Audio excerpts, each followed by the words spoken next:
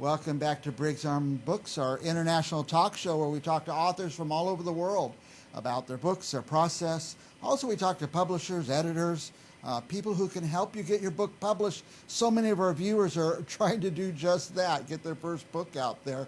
Our next guest today, I should say, has done it several times. She's an expert at it now. Margaret Izard. Welcome, Margaret. Thank you. Thank you for having me. Last time you were here, we talked about your first book. In fact, here's the cover of it. It's called Stone of Love. And now your second book is out, Stone of Fear. Yes. Now, as I recall, the protagonist, should we call her? Is her name Marie? Yes. And she has something to do. She is an expert on buildings or religious facilities. Religious buildings. She's an expert on religious buildings, specifically historical religious buildings across Scotland. Across Scotland in specific. Yes. Now, and so she's building. Oh, she gets hired to maybe restore one or the flooring or something. Tell us a little bit about the story. Yes, Marie actually does appear in the first book. She was brought on with the main first character of the first book, Brielle. Marie is brought on to restore the mosaic flooring in the chapel in the woods at Dunstaffnage Castle. And the interesting thing about book 2 is it actually starts where we left off with the first book. But what's an interesting fact is that Marie and John's love story occurred while the main characters in the first book were traveled back in time in order to recover a magic face stone. So we actually start book 2 at Happily Ever After.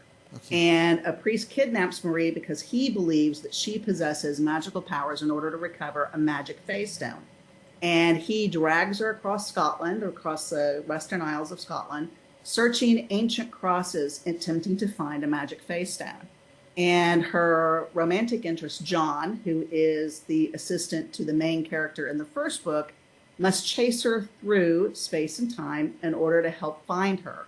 And what's nice about this story is their love story is actually told in flashback from two different points of view because they fell in love while Colin and Bree in the first book were back in time. So it's a very interesting story. It's filled with romance, fae magic, some mysterious events, and a few twists and turns along the way. Now, it's based in Scotland. Will people know these places? Yes. Actually, Dunstaffnage Castle exists. It's outside of Oban on the Western Isles of Scotland. The chapel in the woods is a chapel building. It is a ruin. And in the book, it gets remodeled. It actually, at the time it was built, probably somewhere around the 13th century. It was probably considered one of the most spectacular private chapels across Scotland. It actually rivals Iona Abbey, which the Isle of Iona is a place that we visit in book 2. And we visit a couple other places along the Western Isles because we're chasing some of those ancient Celtic crosses.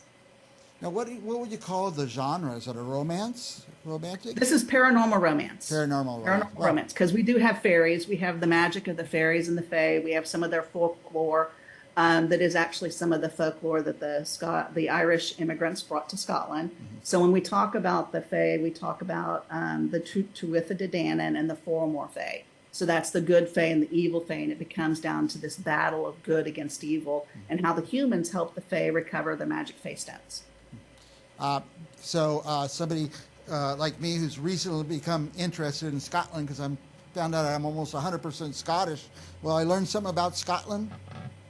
You'll learn some history about it. What's interesting about my paranormal stories, and I do get asked this often, is how do you merge this paranormal into this modern day story and these stories that you're trying to create, these romances. And what's interesting is the history actually drives my paranormal.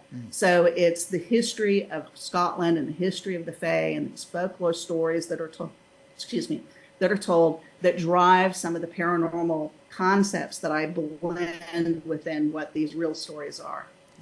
Well, it's amazing that, as I said in the introduction, so many of our viewers are authors, trying to write their first book.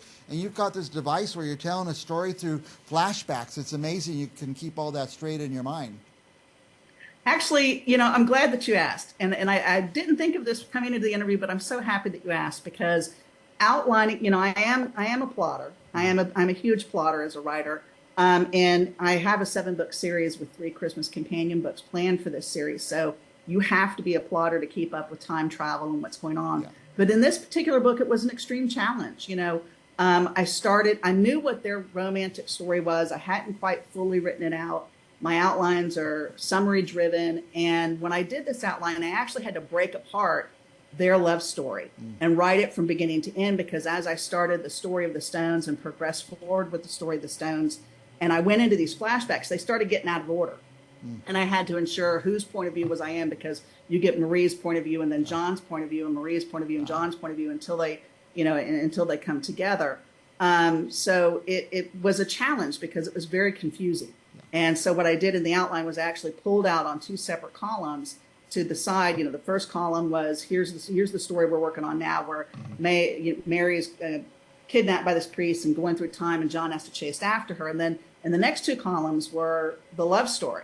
So if you read it from top to bottom, one column was Marie, one column was John. But if you read it from top to bottom, you got their love story. So if you read that alone, it was their love story from beginning to end. So we ensured that we started at, the beginning of their romance, how their romance developed, what things were important to them, what symbols were important to them. There's some symbolism in their relationship and how that developed. And I had to go back and redo it a couple times to keep it all straight. And what's nice about that, and what a lot of reviewers have said, is that I've really blended these flashbacks seamlessly. Some readers don't take, the flashbacks are difficult for a lot of readers because you have to keep up with things. You have to follow with it. But the way in which I blended it within the current story and almost made these flashbacks seamless, because you're invested and you're immersed in this character and in this environment. And I've been complimented on how seamless these come across. And so I'm very proud of that, because it was a lot of work. It was a lot of work as a writer. And so for our viewers that are trying to finish their books, they're probably now thinking, man, this is a harder job than I realized. And what a terrific job you do doing that. Thank you. By the way, again, here's the first book, Stone of Love. And then here's the second book cover. The covers are beautiful, by the way. Stone of Fear. What comes next, Margaret? I'm glad you asked. Stone of Lust. Like I said, there's 7 books in the series. There's 3 good stones, there's 3 evil stones, and together the 6 stones show the Stone of Destiny. So the next book is Stone of Lust. That's our 3rd book in the series. It comes out October 21st, and it follows Colin's sister, Annis Lee, and her obsession for the Viking life. Nice. And so we get Stone of Lust and her story. Following that, on November 4th, is the first Christmas companion book, which is Thistle and the Mistletoe. And that releases November 4th. That features a couple in history, in the past. When on our first book, as we follow Colin and Bree's story, Colin has to go back and assume the identity of an identical ancestor, who is Roderick. So Thistle and the Mistletoe backs up a little bit before Colin goes back in time, and we get Roderick and Mary's love story. That occurs back in time. And there's a little bit of paranormal in there, but we get to actually see their relationship, how it developed, the people and some of the characters we met in book 1. When Colin went back in the past, we get to meet some of these people, get to know them a little bit better. And so that will be coming November 4th. And following that, we actually have Stone of Hope, which is the 4th book in the series. And that will come sometime in 2025. I don't have a publication date yet. It's actually with my editor. I just recently signed the contract last week, and I'm very excited about that book. That features Brielle's brother, Dominic DeVolt, who is an Air Force Special Ops pilot. And we get to follow him on his story and how he finds love. And what's interesting is that actually starts in Florida. And it does not take place in Scotland. Wow. We actually follow Dominique back in time. He actually ends up going through a portal and finding himself in the middle of an Egyptian archaeological dig in the 1930s. Now, you have, I know a lot of this comes from your mind, but do you have to do a lot of research? Oh, yes. Yes. I'm very well read. It's, as a writer, it's reading is part of writing. And reading is what started me wanting to write, reading stories and thinking, I would rather do this, or I would like this, or I don't like the way she wrote that. I'd write it like this. Yeah. So that's what started the juices of maybe, I want to be a writer. And it started when I was in my 30s, and I didn't start writing until my 50s, my mid 50s now. But that's what started it. And the interesting thing about all this research that I have to do is that it leads me great places. And like I mentioned before, a lot of the history drives a lot of my creativeness with the paranormal and how I insert and incorporate and make this paranormal and this history part of what these stories are.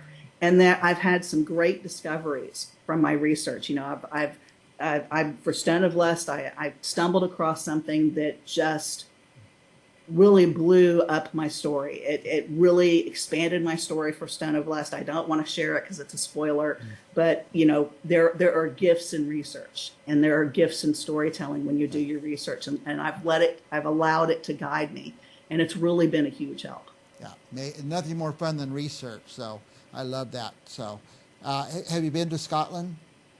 Yes, we went to Scotland a year ago. My husband and I went for our 30th wedding anniversary. Oh, nice. It was a dream trip for me. It was a bucket list item. Yeah. We'd taken over a year to plan it. We toured. We started in Glasgow. We went toured through Oban, went up into the Cairngorms, came back down, ended up in Edinburgh. A lot of inspiration from there. I visited Dunstaffnage Castle. You can go to my website at margaretizardauthor.com. Check out some of the pictures I have there. We were in Oban for 2 days. Donnelly Castle is also a MacDougall. The Dunstaffnage Castle was originally built and owned by the MacDougall family, the clan. Donnelly Castle, which is outside of Oban, is also featured. That's featured in Stone of Lust, and it was also a MacDougall castle. So it was very inspiring to visit these places that I've read so much about. I've looked at pictures, and being there and immersing myself in the aura and the atmosphere of what these places are and what they mean. Walking through the chapel in the woods, it's much larger than I imagined. It's a larger building than I thought, and it's very inspiring. And it was a really great trip, and we had a blast. Yeah, you sound passionate about Scotland. Uh-huh. And now, I have a million more questions. We're out of time. They're waving me off. I got to ask you a lot more things, Margaret. But I will say this to our viewers: the web address is on the screen. Margaret Izard.